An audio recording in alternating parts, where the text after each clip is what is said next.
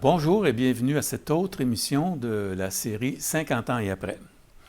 Je m'appelle Germain Drouin et je me retrouve aujourd'hui dans le magnifique décor de la maison Rodolphe Duguay à Nicolet, cette maison qui a accepté de nous accueillir généreusement pour le tournage de quelques émissions de cette série. Alors, je les remercie très sincèrement pour leur collaboration. Alors, aujourd'hui, je reçois une personne très spéciale. Je dis toujours ça en début d'émission, mais j'ai quelque chose de très particulier aujourd'hui. J'ai le plaisir de vous présenter une enseignante retraitée. C'est quelqu'un que je ne connais pas beaucoup personnellement, mais à la lecture des notes biographiques qu'elle m'a données, bien, j'ai comme l'impression que pour elle, la bonne façon de bien faire sa vie, c'est de bien la remplir. Alors, Madame Myriam Doucet, bonjour et bienvenue à notre émission. Bonjour. Alors, je cite une petite phrase que j'ai trouvée dans vos notes. Ça dit ceci: « Je suis né sous une bonne étoile et je l'apprécie. » Donc, vous n'êtes pas du genre négatif, vous êtes du genre à être optimiste puis à voir le bon côté des choses, si je ne me trompe pas. Oui, je dois retenir ça de mon père, qui est un homme très optimiste, ma mère aussi. Alors donc, justement, j'aimerais très bonne introduction, qu'on commence par parler de votre vie de famille. J'aimerais savoir où vous êtes né, j'aimerais connaître un peu ce qui s'est passé dans votre enfance, parce que souvent, ça peut conditionner beaucoup de choses dans l'avenir. Alors, racontez-moi un peu votre histoire depuis votre naissance. Alors, je suis née à Trois-Rivières. Mon père était natif de Saint-Célestin et ma mère était du Cap-de-la-Madeleine. Alors, ils se sont rencontrés au patinage. Alors, mon père était un homme très actif, très sportif, et puis il nous a initiés à toutes sortes de sports, à toutes sortes d'activités. Je suis l'aînée d'une famille de 8 enfants. OK, 8. Vous êtes la plus vieille d'une famille de 8 enfants, donc oui. Une grosse famille comme on en avait à l'époque. Oui, quand j'avais 6 ans, nous étions 6 enfants. Donc, la maman avait du travail. Oui, c'était assez spécial. Il y en avait peut-être 2 ou 3 couches en même temps, c'est ça? C'est en plein ça. Oui, puis moi, je pliais les couches. Ah oui. Et chaque fois qu'on voulait aller aux toilettes, puisqu'on avait juste une toilette, il y avait toujours une couche dedans. Ouais. Là, on criait « Maman, viens ôter la couche! » Donc, naissance à Trois-Rivières. Dans quel quartier de Trois-Rivières vous étiez? C'était un nouveau quartier, le quartier des Genoux. Oui. C'était sur la rue Nicolas-Perrault, dans le quartier des écoles anglaises et de l'église anglaise aussi. Alors, il y avait des anglophones dans notre quartier et chez nous, c'était agréable parce qu'en face de chez nous, il y avait une cour d'école. Fait OK. que c'était clôturé, donc notre mère n'était pas très inquiète de nous voir jouer là. Donc, c'était un contexte familial c'était rassurant en quelque sorte. Oui. Alors, parlez-moi de votre père et votre mère. Qu'est-ce que votre père faisait dans la vie? Mon père était au départ agent d'assurance. Il est devenu assistant gérant, puis par après, quand l'UCC Assurance... Là, Ça, c'est l'Union des cultivateurs catholiques? oui, a ouvert un bureau au nouveau centre d'achat de Trois-Rivières-Ouest. Lui, il s'est établi là, OK. puis là, il était gérant. Mais il voulait revenir sur la Rive-Sud. Alors, il a acheté le bureau d'assurance de Léon Bouvet, ici à Nicolette. Et puis, en 1965, bien, toute la famille, les 10 personnes, on est montés à bord de la voiture, puis on a suivi le camion de déménagement jusqu'à Nicolette. Nicolet. Donc, à ce moment-là, il n'y avait pas de pont. Vous avez traversé en bateau, j'imagine, C'est ça, à l'époque, oui. en 1965. Donc, votre père, finalement, il s'est lancé en affaires, si je comprends bien. Oui, c'est ça. Il est devenu courtier. Mm-hmm. J'ai toujours vu mon père étudier là, pour augmenter ses connaissances, puis être capable de... En tout cas, je pense qu'il a rendu service. D'accord. Mais il s'est établi ici à Nicolette parce que la Rive-Sud lui tenait beaucoup à cœur. D'ailleurs, il était venu à l'école d'agriculture. De Nicolet. De Nicolette, oui. OK. Et du côté de votre mère, je pense que j'ai lu quelque part qu'elle était artiste ou quelque chose comme ça. Ah oui, elle avait un côté artistique assez développé, puis elle aurait voulu être une artiste. Elle aurait voulu aller aux Beaux-Arts, mais ses parents lui ont refusé parce que apparemment que c'était des filles de mauvaise vie. Hein. Ils posaient nus, puis des trucs comme ça. Alors, elle avait beaucoup d'ambition pour tous ses enfants. Elle aurait voulu qu'on soit tous des universitaires. Mais est-ce qu'elle a fait des tableaux? Ça l'a créé des choses? Oui, elle a fait beaucoup de choses. Elle faisait notre linge, premièrement, sauf les bas puis les camisoles. Et puis, après ça, elle a suivi des cours de chapeau. Elle prenait des vieux manteaux pour nous faire des manteaux. On était toujours chic. Donc, c'est une façon pour elle d'exprimer sa créativité. C'était du beau. Elle faisait du beau avec ça. Après, elle a suivi des cours avec Jeanne... non, parce que je vais la nommer, là. Vanasse. Ah oui, avec Jeanne Vanasse. Et puis, elle a suivi toutes sortes de cours. Créé aussi des abat-jours en papier de riz. Elle a fait de la sculpture. Elle a fait plein de choses. Mais elle a déjà gagné un concours. Donc, elle avait comme une sensibilité créatrice. Est-ce que ça vous a affecté, ça, vous? Est-ce que vous en avez tiré quelque chose de cette créativité-là qu'elle avait, votre mère? Oui, parce qu'elle... elle aimait beaucoup la fête. Oui. Elle était orpheline de mère depuis l'âge de 10 ans. Et puis, elle voulait 12 enfants. Elle en a eu seulement 8, mais elle en voulait 12. Et puis, nous, on fêtait... Elle nous faisait des costumes pour l'Halloween, puis pour le Mardi Gras aussi. Fait qu'elle avait le sens de la fête, puis on a toujours eu des fêtes à la maison. Puis, franchement... elle était très, très créative, puis elle fabriquait tout avec à peu près rien. Fait que moi, j'ai un petit peu hérité de ça. Non. Et vos frères et sœurs, est-ce que vous étiez l'aîné, donc vous aviez comme une espèce de responsabilité comme aîné de la famille, j'imagine? Est-ce que vous entendiez bien avec vos frères et sœurs? Oui. Mais par contre, moi, j'ai suivi... mes premières années du primaire, c'était la méthode globale, la méthode dynamique que les filles de Jésus avaient mis sur pied. Et puis, on était dans une classe d'enfants mixte, garçons et filles. Ça, c'était rare à l'époque, quand même. Oui, très rare. Puis, pendant 3 ans avec le même professeur. Alors, j'ai l'impression qu'on devait apprendre, surtout les enfants qui étaient visuels, on apprenait plus facilement. Ça m'a permis de sauter mes 4e années, mais ça a été difficile pour moi parce que quand je suis arrivée en 5e année, je n'écrivais pas en cursive. Et puis, je ne connaissais pas les règles de grammaire parce que la méthode était bien différente. Et puis, notre professeur a été malade toute l'année, alors on a changé énormément. Alors, ma mère m'a proposé d'être pensionnaire chez les Filles de Jésus au Cap-de-la-Madeleine pendant 3 ans. Fait que j'ai perdu un petit peu mes frères et sœurs de vue, mais quand je revenais les fins de semaine, c'était... Quel âge vous aviez à ce moment-là, quand vous étiez pensionnaire? J'avais 10, 11 et 12 ans. Donc, c'est quand même jeune pour quitter le foyer familial. C'est quand même une épreuve, ça. Non? Mais moi, j'ai toujours joué dans ma vie. Fait que là-bas, les grands espaces, la belle patinoire, du volley-ball, des jeux. Les sœurs s'occupaient bien de nous autres. Puis j'aimais ça, moi, être avec toutes les petites compagnes. Là. Il n'y avait pas de problème. Moi, je n'ai pas été traumatisée par le pensionnat. Non, pas du tout. Pas du tout. Et votre adolescence s'est bien passée aussi après ça? Bien, je vous dis que ça, c'est un des malheurs de ma vie. Parce que, l'adolescence allait bien quand j'étais à Trois-Rivières, puis j'avais beaucoup d'amis, puis je faisais partie de la chorale des Gai-Pinson, qui est devenue par après l'Institut choral des Trois-Rivières.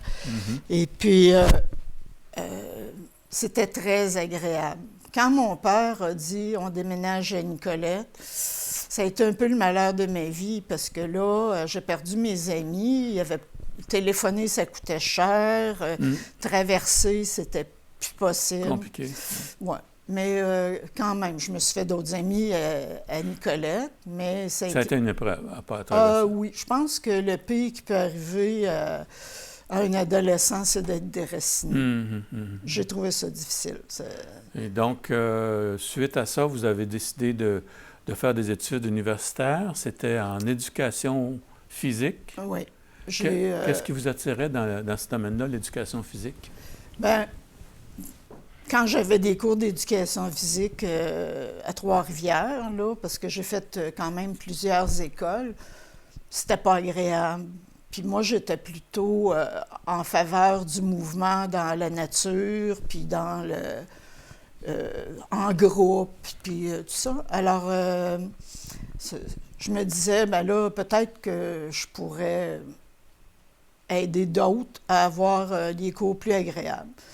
Puis là, j'avais un oncle aussi qui avait fait un cours en éducation physique. Ça m'avait un peu orienté. D'ailleurs, on le connaît bien, Georges Larivière, pour son implication au hockey dans le Québec. OK. Là. Donc, c'est une personne qui s'est illustrée dans Oui. son domaine, ça, M. Larivière. Oui, Georges, c'était le demi-frère de ma mère. Et puis, lui, c'est une personne connue dans le... Il a fait son doctorat, puis il a travaillé un peu à l'étranger aussi. Alors, puis même, je pense qu'il travaillait encore à son âge. OK. Donc, il était en bonne condition physique. Il a suivi ses enseignements, j'imagine. Oui, oui, oui. Vous vous êtes marié aussi. Il y a une circonstance assez particulière que j'ai notée, c'est votre voyage de noces. Parlez-moi de votre voyage de noces quand vous vous êtes mariés. Ah, bien, mon mari et moi, plutôt que de s'acheter des meubles, là, comme nos amis faisaient, puis des manteaux de fourrure, puis des belles voitures, nous, La trousse, là, qu'on appelle. Faire la trousse, le ménage, tout ça. Non, ça vous intéressait pas? Non. J'ai fini mes études au mois d'avril, et puis je me suis mariée au mois de mai. Et puis, le lendemain, on est parti pour aller en Europe. Moi, je voulais voir le monde, je voulais voir les grands espaces, je voulais voir Paris, Rome, Venise. Ça prend de l'argent pour ça? Est-ce que vous avez des sous pour voyager comme ça à travers l'Europe? Bien, moi, j'en avais pas. Mon mari travaillait déjà depuis quelques années. Il n'y en avait pas beaucoup non plus, mais ça ne coûtait pas très cher à l'époque. Disons qu'avec le Rail Pass, oui, là, on pouvait se débrouiller. On pouvait se déplacer facilement. Puis au lieu de se louer des beaux hôtels, on louait des petits hôtels. Puis souvent, même, on couchait dans le train. Alors, on a vu beaucoup de capitales. On n'a pas la prétention d'avoir visité l'Europe en entier, là. Mais ça a fait comme une espèce de volet au-dessus de l'Europe. Bien. Donc, au retour de votre voyage, là, vous avez entrepris votre carrière en éducation physique. C'est là-dedans que vous avez passé la majorité de votre vie professionnelle. Oui, j'ai travaillé 32 ans à Jean-Nicolet. OK. Puis j'avais fait du terrain de jeu avant ça à Nicolette, donc je connaissais déjà un petit peu le milieu par les terrains de jeu, les enfants de Nicolet. Mais là, au secondaire, ça arrivait de partout, là, de Saint-Gérard-de-Magella jusqu'à Saint-Pierre-les-Béquets, parce qu'il n'y avait pas d'autres polyvalentes. Là. C'était très, très regroupé au début. Ça venait de partout, effectivement. Oui, le territoire était très, très grand. Très grand. Ouais. Vous dites que vous avez vu entre 6 500 et 7 000 élèves. Hein, ça, c'est au long de votre carrière. Oui. Qu'est-ce que vous leur avez apporté, d'après vous? Bien, ça dépend des enfants. C'est sûr qu'il y a des personnes qui ont retiré des bénéfices. Il y en a d'autres qui ne voulaient pas. Souvent, c'était les parents qui influençaient, parce que quand on rencontrait les parents, ils disaient... Ah, ben moi, ma fille, elle n'aime pas l'éducation physique parce qu'elle est comme moi, elle n'aime pas ça. Mais disons que je comprends le contexte de l'époque parce que, c'était la mode des peignures hautes. Les filles s'en allaient souvent en secrétariat, donc il y avait les ongles longs, les cheveux bien peignés. Puis là, en éducation physique, ben on a chaud, on se mouille, on transpire. Tout ça. Ouais. Fait que ce contexte-là, C'était difficile au début. Ouais. Mais à la fin de ma carrière, ça avait beaucoup, beaucoup changé. Oui, c'est ce que je lis dans vos notes. Je dis que dans vos 15 dernières années, vous avez trouvé que c'était vraiment très agréable. Qu'est-ce qui vous plaisait en particulier à ce moment-là? Bon, on rencontrait les enfants un peu plus souvent parce qu'il y avait des programmes orientés vers l'activité physique, un peu plus... On voulait occuper beaucoup plus les garçons, hein, parce que juste de l'académique, c'est difficile. Alors, à 4 ou 6 périodes par semaine, on a le temps d'établir un contact avec les jeunes. Puis il y a le ministère de l'Éducation aussi qui avait amélioré ses programmes. Et puis les objectifs étaient beaucoup plus clairs. C'était plus facile, en tout cas pour nous autres, de structurer les cours. Et puis... Est-ce que vous sentiez aussi que peut-être que vous donniez, que vos efforts portaient plus fruit, que ça donnait plus de résultats peut-être aussi? Oui, naturellement, quand tu vois les jeunes plus souvent, tu établis un bon contact, tu es capable d'établir une relation de confiance avec eux autres. Moi, j'ai adoré ça parce que ça nous permettait aussi de faire plus d'activités à l'extérieur. Okay. On faisait beaucoup de plein air, puis j'organisais des classes neige, des randonnées de vélo, des trucs, des cours au tennis à Nicolette, des trucs comme ça. Fait que c'était plus agréable, vraiment. Moi, j'ai adoré les dernières années de ma carrière. Peut-être que j'avais plus d'expérience aussi. Là. Ça entre en ligne de compte, mais probablement. Donc, on peut dire que vous tiriez beaucoup de satisfaction professionnelle du travail que vous faisiez avec ces jeunes-là. Et ça, évidemment, c'est la clé de... Vous étiez heureuse au travail, j'imagine, en raison de ça. Bien, moi, je n'ai jamais été chercher ma paye. Mon mari devait me dire « Voudrais-tu aller chercher ta paye? » Avant que ce soit déposé. « Voudrais-tu aller chercher ta paye? » Parce que là, on a des comptes à payer. Disons que j'ai jamais travaillé pour l'argent. Puis l'orienteur m'avait dit « Mademoiselle Lucide, vous seriez mieux de ne pas faire un cours universitaire parce que vous n'avez pas les capacités. » Ça, c'est une bonne motivation. Ouais, mais si je me souviens, à l'époque, avec les questionnaires puis les discussions qu'on avait avec l'orienteur, il voyait bien que j'étais très manuelle, que j'aimais jouer, que j'aimais le plein air, que j'aimais les gens, que j'aimais... Fait que lui avait jugé que je ne serais pas capable. Mais j'ai fait un pied de nez parce que j'ai réussi. C'est souvent ça qui est... Un coup de fouet, ça nous donne le goût de dire, ben, attends un peu, va te démontrer que tu as tort, là, mon homme. C'est ça. Mais ça devait quand même être difficile à l'époque. Pour une femme, dans le domaine de l'éducation physique, ça ne doit pas être courant dans les années 75. Là. Non. Sur 60 qui étaient dans ma classe, là, on était 16 filles. Okay. Puis si... C'est sûr qu'ils sont éparpillés dans le Québec, mais la majorité n'ont pas fait l'éducation physique. Tranquillement, ils se sont aperçus que c'était pas si facile, puis ils se sont réorientés vers l'enseignement au primaire ou le coaching, des trucs comme ça. OK. Alors, et à travers tout ça, bien, vous avez aussi élevé une famille. Vous aviez 3 enfants en 3 ans et demi, si je ne me trompe pas. Donc, ça s'est fait. Donc, il y avait Parmélie, Maxime et Jean-Christophe, c'est bien ça? Oui. Alors, parlez-nous un petit peu de la façon dont vous gériez tout ça là, en même temps. Bien, c'est sûr que, bon, j'enseignais à temps plein. J'avais ben là, je suis restée un petit peu à la maison pendant 3 ans là, pour gérer ça. Mais ça n'a pas été une période facile parce qu'il a fallu que je laisse le milieu que je venais de connaître, puis là, tomber dans une autre chose. Mais j'ai suivi mes enfants, j'ai organisé mes activités sociales pour suivre mes enfants. Alors, j'ai fait du comité d'école, Vous étiez partout avec eux, en quelque sorte, là. Oui, je les suivais au scout, je les suivais dans les sports, le ballet, la danse, le hockey. Les fins de semaine, c'était les tournois. Alors... Puis aussi, une belle chance dans ma vie, c'est les villages internationaux d'enfants. Qu'est-ce que c'est? Juste parlez-moi donc de ça un peu, je ne connais pas ça. Les villages internationaux d'enfants, c'est À la suite de la Deuxième Guerre, il y a un enfant de 6 ans qui a demandé à sa mère Maman, est-ce que je vais être obligée d'y aller, moi, à la guerre? Puis elle, c'est une psychologue américaine, puis elle a dit je ne peux pas te le garantir, mais je vais m'organiser pour qu'on donne une chance à la paix de revenir. D'accord. Alors, c'est un organisme qui veut établir la paix dans le monde par l'intermédiaire des enfants.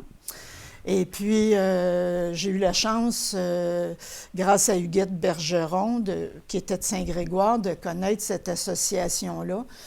Puis j'avoue que j'ai œuvré là-dedans, puis que mes enfants en ont profité pendant une bonne quinzaine d'années.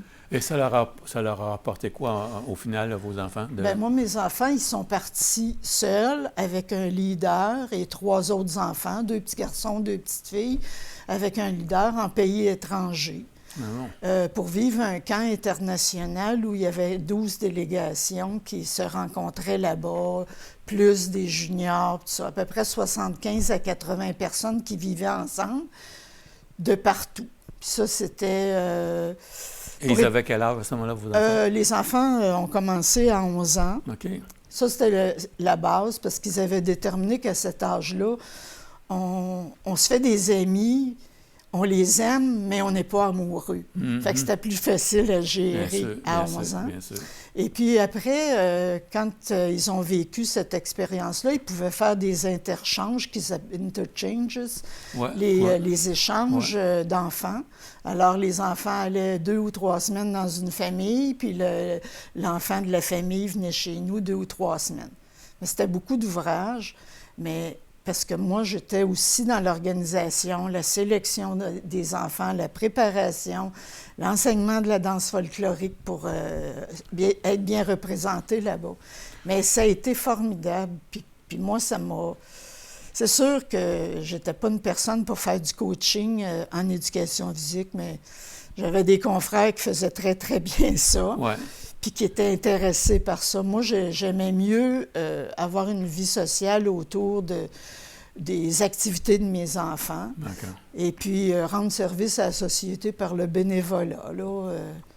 Alors, quand on parle ici de cours de poterie, aquarelle, espagnol, italien, ça, c'est pour les enfants aussi ou c'était pour vous, ça? Bon, c'était plus pour moi. Ouais. Les enfants, eux autres, c'était plus orienté vers les sports, la danse folklorique, des trucs comme ça. Mais moi, c'est des petits cours que j'ai suivis sporadiquement, mais j'ai jamais progressé là, à travers ça. Non. Je veux dire, j'ai atteint mon niveau d'incompétence. Mais j'ai appris l'italien. OK. Donc, c'est une belle fierté pour moi. Mais ça devait remplir les journées pas mal, ce que vous faisiez, j'imagine.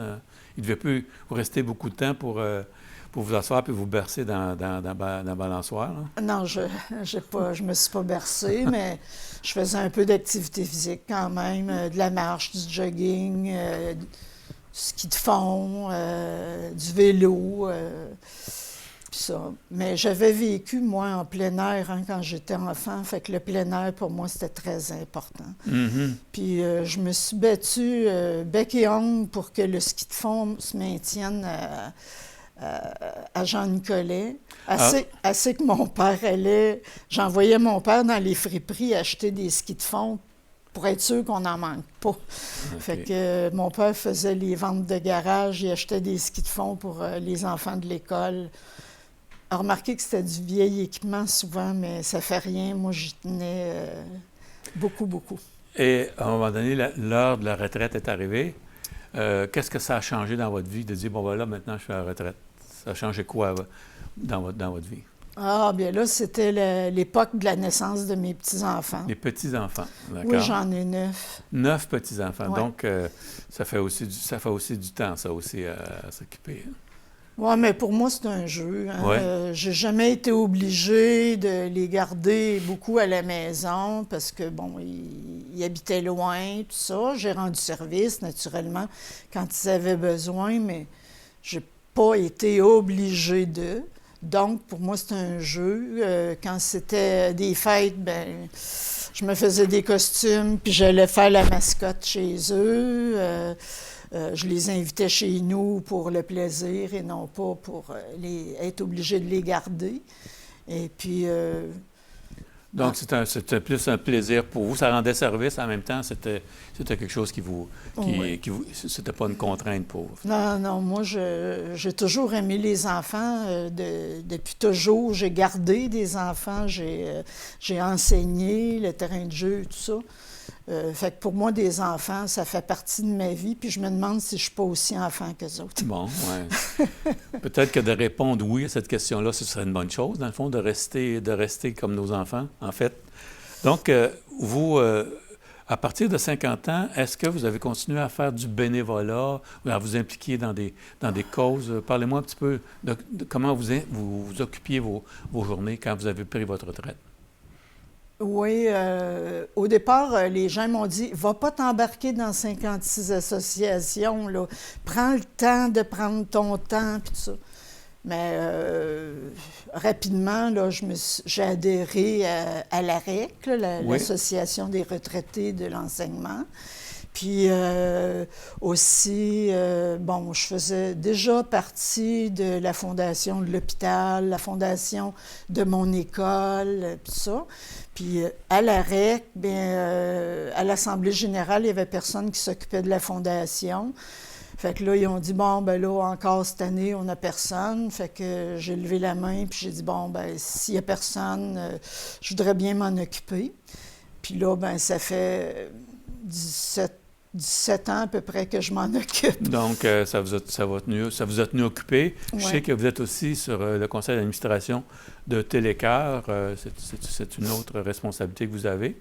Ah, je commence. J'ai pas une grosse responsabilité encore, là. OK. Mais... Donc, alors, vous avez un emploi du temps assez occupé. Vous passez vos journées, vous n'avez pas le temps de vous ennuyer. Non, pas du tout. Est-ce que vous vous sentez sur la côte descendante ou si vous vous sentez pleine d'énergie? Est-ce que la vie, pour vous, c'est encore vous apporte beaucoup de surprises, etc.? Oui. J'ai quand même eu des moments qui étaient moins faciles, là, quand mes parents ont connu la maladie puis la vieillesse. Là. Oui. Ma mère est décédée du cancer, mon père est décédé, il faisait de la démence, là, ce qu'on appelle Alzheimer. Et puis, ça a été une période assez difficile.